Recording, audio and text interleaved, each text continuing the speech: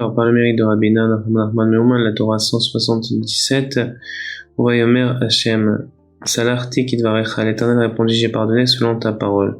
À point initial, Kosi, mon vers. Kidvarecha, comme ta parole, Davar, parole à point initial, Lishanta Vashemen Roshi, tu as loin ma tête d'huile. Il existe certains justes authentiques qui possèdent le pouvoir d'expier les fautes lorsque parfois ils boivent du vin. En effet, nos sages enseignent le vin revêt deux propriétés. Lorsque l'homme est méritant, il devient une tête, et lorsqu'il devient une tête, qu'il entre dans la catégorie de l'intellect, il peut alors expier les fautes du peuple juif, comme il est écrit, un homme sage leur pardonnera. Tel est le sens de l'Éternel, répondit, j'ai pardonné selon ta parole, car Davar, parole, est l'acrostiche de Dijanta Vashemen Roshi, tu as oint ma tête d'huile, ce qui correspond à la notion de perfection de l'esprit, qui représente l'huile d'onction sainte, comme la bonne huile sur la tête. C'est pourquoi, Uva Yomer Hashem, Salarti Kidvarecha, l'Éternel répondit, j'ai pardonné selon ta parole. À point initial, Kosi, mon vers, tel est le sens de j'ai pardonné selon ta parole, car le pardon intervient selon ta parole, littéralement, selon la dimension de tu as oint ma tête d'huile, à laquelle tu parviens, autrement dit, en fonction de la force de l'esprit que le juste authentique obtient en buvant du vin. Ainsi, il parvient à pardonner les fautes. En effet, l'origine du pardon réside dans la sagesse et les saintes forces de l'esprit qu'il reçoit, comme dans un homme sage les pardonnera. Par conséquent, tu as oint ma tête d'huile, ma coupe est pleine d'abondance. Correspond à nous sommes passés par le feu et par l'eau, mais tu nous as fait sortir dans l'abondance.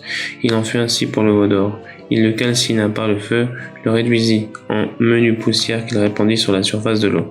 Est-il croyable ce mutisme élème dans lequel vous vous enfermez?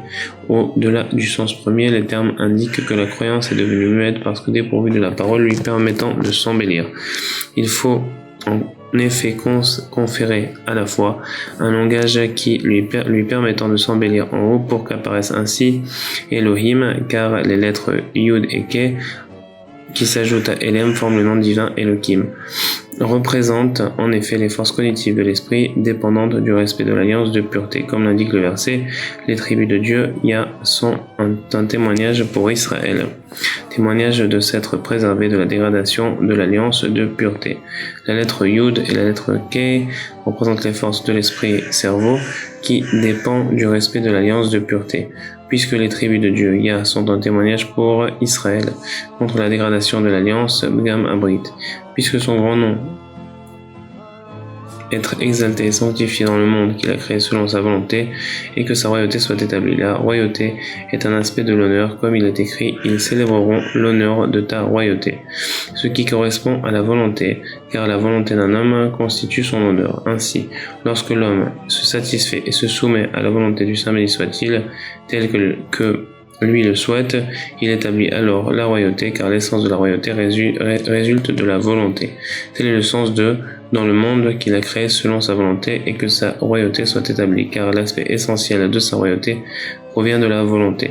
Cependant, lorsque l'homme est mu par une autre volonté, autre que la volonté du Saint béni soit-il, ceci entraîne la consolidation de la royauté des autres peuples étrangers, et selon cette volonté étrangère, telle royauté de telle nation est établie.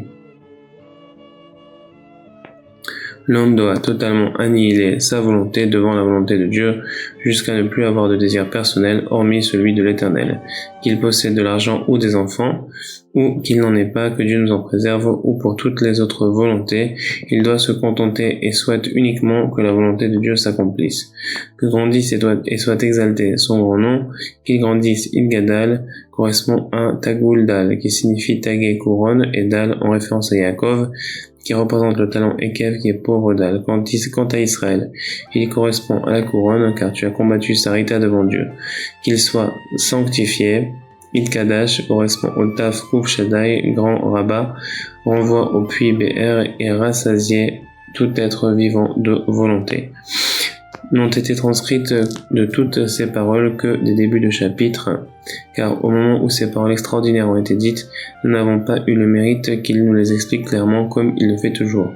Il les a simplement prononcées rapidement de manière allusive, et nous a donné en allusion toutes les intentions secrètes du Kaddish telles qu'elles sont rapportées dans les intentions mystiques Kavanot du Harizal. Nous ne savons pas quelle est l'explication profonde de ces paroles.